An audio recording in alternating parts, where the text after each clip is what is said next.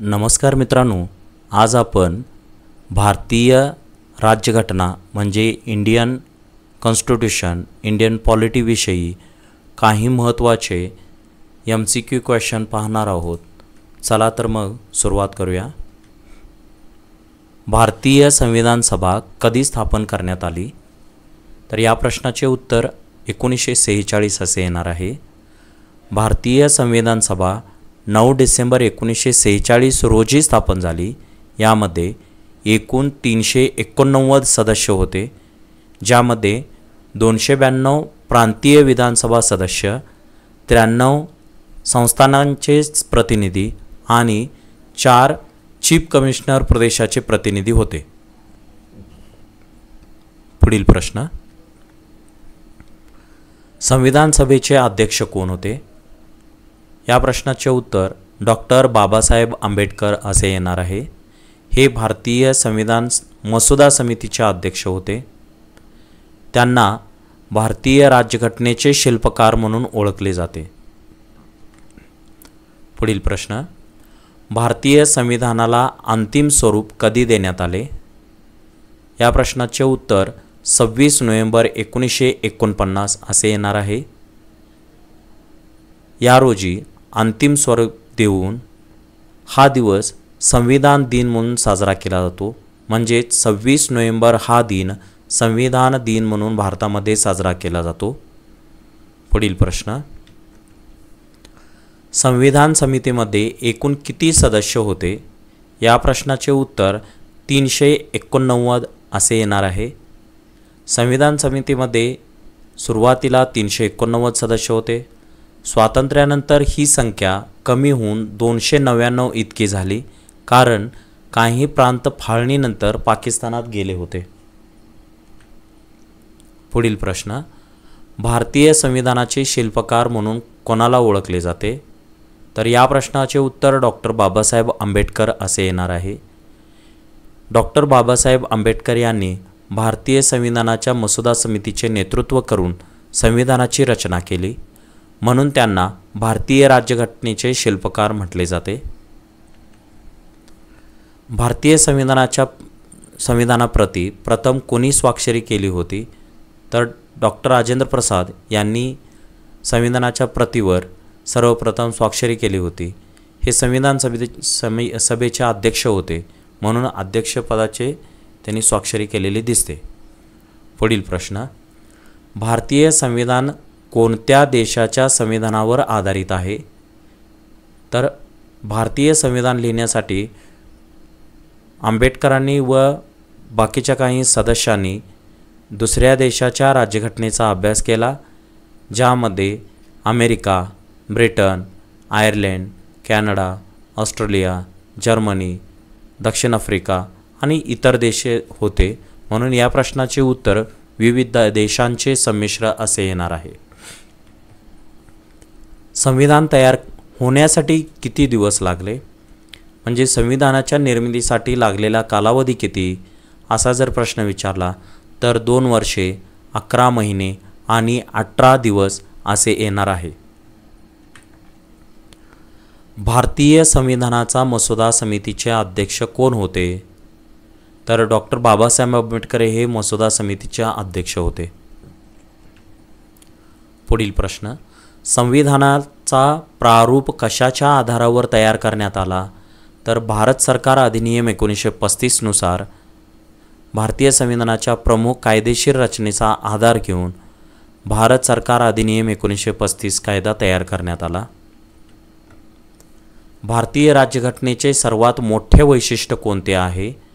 तर भारतीय राज्यघटना ही लिखित स्वरूपाची आहे।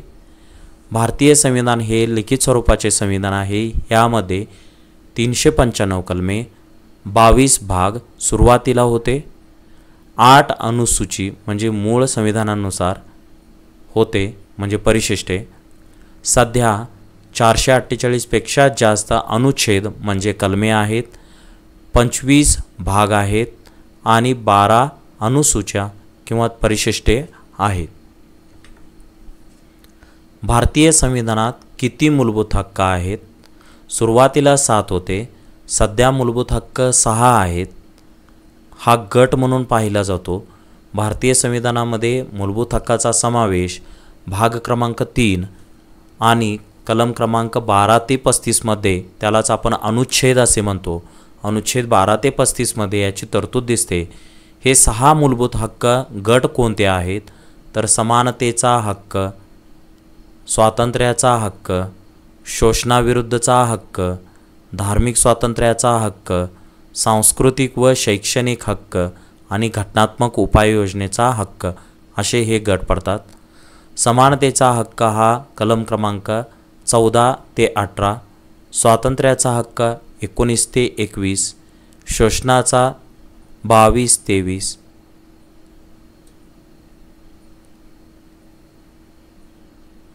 धार्मिक स्वातंत्र्याचा हक्क 25 ते 28, सांस्कृतिक व शैक्षणिक हक्क 29-30 आणि घटनात्मक उपाययोजनेचा हक्क कलम क्रमांक 32 मध्ये येतो.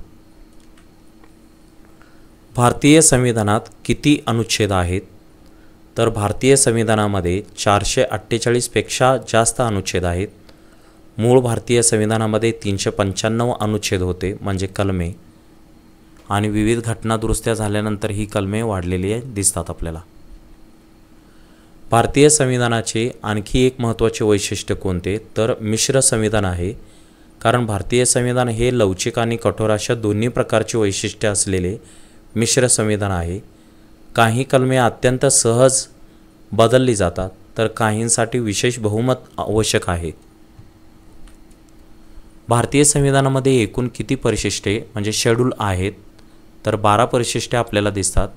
सुरुवातीला हे 8 अनुसूच्या होते परिशिष्टे, आणि सध्या 12 अनुसूच्या किंवा परिशिष्टे आहेत. भारतीय संविधानात कोणता कलम विशेषतः आपत्कालीन परिस्थितीसाठी आहे? तर कलम क्रमांक 352, 356 आणि 360 असे 3 महत्त्वाचे कलम येतात. या संविधानामध्ये 3 प्रकारच्या आपत्कालिक परिस्थितीसाठी तरतुदी केलेल्या आपल्याला दिसतात.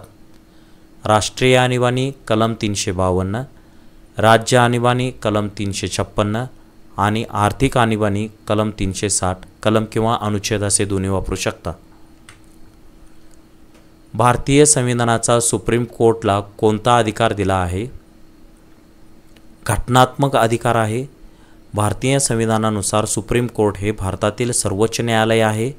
त्यास संविधानाचे संरक्षक किंवा गार्डियन ऑफ कॉन्स्टिट्यूशन म्हणून ओळखले जाते. भारतीय संविधानातील न्याय, स्वातंत्र्य, समानता, बंधुता या तत्वांचे मूळ कुठून घेतले आहे? तर फ्रेंच राजक्रांतीमधून हे मूळ घेतलेले दिसून येते. भारतीय राज्यघटनेत न्याय, स्वातंत्र्य, समानता आणि बंधुता ही संकल्पना फ्रेंच राजक्रांतीवर आधारलेली आपल्याला दिसून येते. राज्याचे धोरणात्मक तत्व कोणत्या भागात आहे? तर भाग क्रमांक 4 ह्याला आपण DPSP म्हणजे directive principles of state policy असं म्हणतो.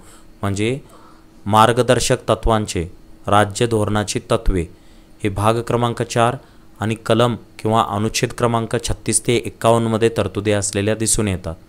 यामध्ये राज्य शासनाने कोणती सामाजिक व आर्थिक उद्दिष्टे साध्य करावीत याचा उल्लेख आहे.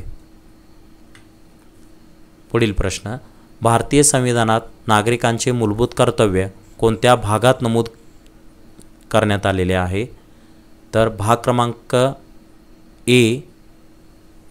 4A म्हणजे ए हा नंतर जोडलेला दिसतो. याचा अर्थ असा आहे तर मूलभूत कर्तव्ये हे मूळचे भारतीय राज्यघटनेतील भाग नाहीत, तर ते नंतर 42वी घटनादुरुस्ती 1976 करून ते समाविष्ट केले आहेत. सुरुवातीला 10 मूलभूत कर्तव्ये समाविष्ट केली, नंतर 86वी घटनादुरुस्ती करून 11वे मूलभूत कर्तव्य समाविष्ट केलेले दिसून येते. आणि हे 10 मूलभूत कर्तव्ये 42वी घटनादुरुस्ती 1976 नुसार केलेली आहेत. 11वे मूलभूत कर्तव्य हे 6 ते 14 वयोगटातील मुलांना मोफत व सक्तीचे प्राथमिक शिक्षण उपलब्ध करून देण्यासाठी तरतूद करण्यात आलेली दिसून येते. पुढचा प्रश्न, घटनेचा सरनामा काय दर्शवितो? तर भारतीय लोकशाहीचे तत्त्व दर्शवितो. पुढील प्रश्न, भारतीय घटनेच्या सरनाम्यात we the people of India हा शब्द वापरण्याचा उद्देश काय होता? तर भारतातील लोकांची संविधान तयार केले आहे म्हणून भारतीय लोकांची राज्यघटना हे दर्शवण्याचा प्रयत्न केलेला आहे. भारतीय घटनेचा सरनामा कधी तयार करण्यात आला? तर 26 नोव्हेंबर 1949 रोजी भारतीय राज्यघटना ही स्वीकारण्यात आली आणि 26 जानेवारी 1950 मध्ये भारतीय राज्यघटनेची अंमलबजावणी करण्यात आलेली दिसून येते. घटनेचा सरनामा खालीलपैकी कोणत्या मूल्यांची घोषणा करतो? तर घटनेचा सरनामा हा समानता, स्वातंत्र्य, बंधुत्व, न्याय, एकता, बंधुत्व, समानता, सर्वसमावेशकता, लोकशाही म्हणजे वरील सर्व पर्याय हे योग्य आहेत. घटनेचा सरनामा कोणत्या दृष्टीने महत्त्वाचा आहे? तर घटनेचा सरनामा हा संविधानाची उद्दिष्टे स्पष्ट करतो, भारतीय राज्याचा कायदेशीर बंधन स्थापित करतो, नागरिकांच्या हक्कांचे संरक्षण करतो. म्हणजे भारतीय घटनेचा सरनामा हा सर्व उद्देश पूर्ण करतो म्हणून वरील सर्व विधान योग्य आहेत असे येणार आहे. भारतीय संविधानाच्या सरनामात किती शब्द आहेत? अतिशय महत्त्वाचा आणि रेअर क्वेश्चन हा आहे. याच्यामध्ये 82 शब्द असलेले आपल्याला दिसून येतात. भारतीय संविधानाच्या सरनाम्यामध्ये धर्मनिरपेक्षतेचा समावेश आहे का? तर या प्रश्नाचे उत्तर हो असे येईल, कारण भारतीय संविधानामध्ये धर्मनिरपेक्षतेला महत्त्व देण्यात आलेले आहे. कोणत्याही धर्माचे प्रोत्साहन देत नाही, सर्व धर्माप्रती समान वागणूक ठेवलेली आहे. भारतीय संविधानाच्या सरनाम्यामध्ये न्याय या शब्दाचा अर्थ कोणत्या प्रकारचा न्याय असा घेतलेला आहे? तर सामाजिक, आर्थिक आणि राजकीय स्वरूपाचे न्याय या ठिकाणी घेण्यात आलेले आहे. न्याय म्हणजे प्रत्येक नागरिकाला समाजातील, अर्थव्यवस्थेतील आणि राजकारणातील समान संधी मिळाव्यात, तसेच प्रत्येक नागरिकांच्या हक्काचे रक्षण केले जावे अशी तरतूद दिसून येते. भारतीय संविधानाच्या सरनाम्यामध्ये कोणते आदर्श स्पष्ट केले आहेत? तर भारतीय संविधानाच्या सरनाम्यामध्ये लोकशाही, समानता आणि बंधुत्व यांचे आदर्श स्पष्ट केलेले दिसून येतात. भारतीय संविधानाच्या सरनाम्यामध्ये हे 3 महत्त्वाचे स्पष्टपणे उल्लेख आहे. हे तत्त्व भारताच्या नागरिकांमधील एकता आणि समरसतेला प्रोत्साहन देतात. भारतीय संविधानाच्या सरनाम्यात सामाजिक न्याय कसा प्रदान केला जातो? तर ह्या ठिकाणी सर्व नागरिकांना समान कायदेशीर अधिकार दिले जातात. गरीब वर्गांसाठी आर्थिक सहाय्य केले जाते. सर्व प्रकारच्या सामाजिक भेदभावाची समाप्ती केली जाते. म्हणजे वरील सर्व विधान हे योग्य आहेत. सामाजिक न्याय म्हणजे प्रत्येक नागरिकाला समान संधी मिळवून देणे, तसेच गरीब आणि वंचित लोकांना त्यांच्या हक्काचे रक्षण करणे, त्यासाठी विविध योजनांची अंमलबजावणी केली जाते. भारतीय संविधानाच्या सरनाम्यात कोणत्या प्रकारचा न्याय दिला आहे? हा प्रश्न आपण आत्ताच पाहिला. भारतीय संविधानाच्या सरनाम्यामध्ये सर्वसमावेशकता काय अर्थ आहे? तर सर्व नागरिकांना समान हक्क मिळावेत, राज्याची कोणतीही पक्षपाती भूमिका न घेणे, समाजातील सर्व धर्म, जात आणि वर्गाचे समान वागणूक म्हणजे सर्व विधान हे बरोबर आहेत. सर्वसमावेशकता म्हणजे प्रत्येक नागरिकाला समान अधिकार आणि हक्क मिळावेत, यामध्ये कोणत्याही प्रकारचा भेदभाव स्वीकारला जात नाही. नागरिकत्व म्हणजे काय? तर एका देशाचा कायदेशीर सदस्य होणे. नागरिकत्व म्हणजे एखादी व्यक्ती एका देशाचा कायदेशीर सदस्य होणे. यामुळे त्या व्यक्तीला त्या देशातल्या अधिकारांचा लाभ मिळतो आणि कर्तव्यही असते.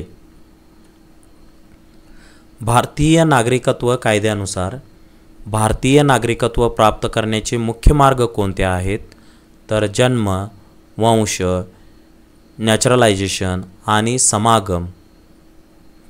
भारतीय नागरिकत्व कायद्यानुसार भारतीय नागरिकत्व प्राप्त करण्याचे मुख्य मार्ग म्हणजे जन्माने, वंशाने, नॅचरलायझेशन म्हणजे प्राकृतिक नागरिकत्व, समागम म्हणजे दुसऱ्या देशाचा नागरिक असणाऱ्या व्यक्तीचे भारतीय नागरिकत्व प्राप्त करून घेणे म्हणजे नोंदणीने नागरिकत्व प्राप्त करून घेणे अशी तरतूद आहे. पुढील प्रश्न, नागरिकत्व काढून घेण्याचे कायदेशीर कारण काय असू शकते? तर आपत्तिजनक वर्तन, फसवणूक किंवा आपराधिक कृत्य, स्वदेशी राष्ट्रीय सुरक्षेला धोका असणारे कृत्य असे काही आढळल्यास तर त्याच्याकडून नागरिकत्व काढून घेण्याची तरतूद आहे. नागरिकत्व काढून घ्यायचे कायदेशीर कारण म्हणजे व्यक्तीने देशाच्या कायद्याचे उल्लंघन केले असेल, ते समाज आणि राष्ट्रीय सुरक्षेला धोका निर्माण करत असेल किंवा त्या व्यक्तीने फसवणूक केली असेल किंवा आपराधिक कृत्य केले असेल तर त्यावेळी ही अशी कृती केली जाते. भारतीय संविधानाच्या कोणत्या कलमावरती नागरिकत्वाच्या अधिकाराचे नियम आधारित आहेत? तर कलम क्रमांक 5 ते 11 मध्ये भाग क्रमांक 2 मध्ये या नागरिकत्वाच्या तरतुदीविषयी भारतीय राज्यघटनेमध्ये समावेश करण्यात आले आहे. भारतीय संविधानाच्या कलम क्रमांक 5 ते 11 मध्ये नागरिकत्वाच्या अधिकाराचे आणि नागरिकत्व प्राप्त करण्याचे नियम दिलेले आहेत. यामध्ये जन्म, वंश, नॅचरलायझेशन आणि नागरिकत्व काढून घेणे याबाबतीत माहिती दिलेली आहे. कसोटीच्या आधारावर भारतीय नागरिकत्व मिळवण्याचे प्रमुख मार्ग कोणते आहेत? तर जन्मस्थान, वंश, विवाह हे सर्व विधान बरोबर आहेत. जर एखाद्या व्यक्तीचा जन्म भारतात झाला असेल तर ती व्यक्ती भारतीय नागरिक होईल. जर ती व्यक्ती भारतीय वंशाची असेल किंवा भारताच्या नागरिकांशी विवाह केल्यावर ती भारतीय नागरिक होऊ शकते. भारतातील नागरिकत्व कायद्यामध्ये ड्युअल सिटिझनशिप काय आहे? तर एक व्यक्ती 2 देशांचा नागरिक होऊ शकते याच्याविषयी तरतूद केलेली आहे. ड्युअल सिटिझनशिप म्हणजे एक व्यक्ती एका देशाचा नागरिक असताना दुसऱ्या देशाचा नागरिक देखील होऊ शकते, परंतु भारतीय नागरिकत्व कायद्यानुसार भारत ड्युअल सिटिझनशिप मान्यता देत नाही, हे देखील तुम्ही लक्षात ठेवावे. चला तर मग मित्रांनो, आपण आज इथेच थांबू. तुम्ही शांतपणे ऐकून घेतला पूर्ण व्हिडिओ, त्याबद्दल मी आभारी आहे तुमचा. अजून तुम्ही चॅनल सबस्क्राईब केला नसेल तर आत्ताच लगेच करून घ्या, कारण रोज आपले किमान 2 व्हिडिओ अपलोड होत असतात. त्याचा नक्कीच तुम्हाला फायदा होईल. धन्यवाद.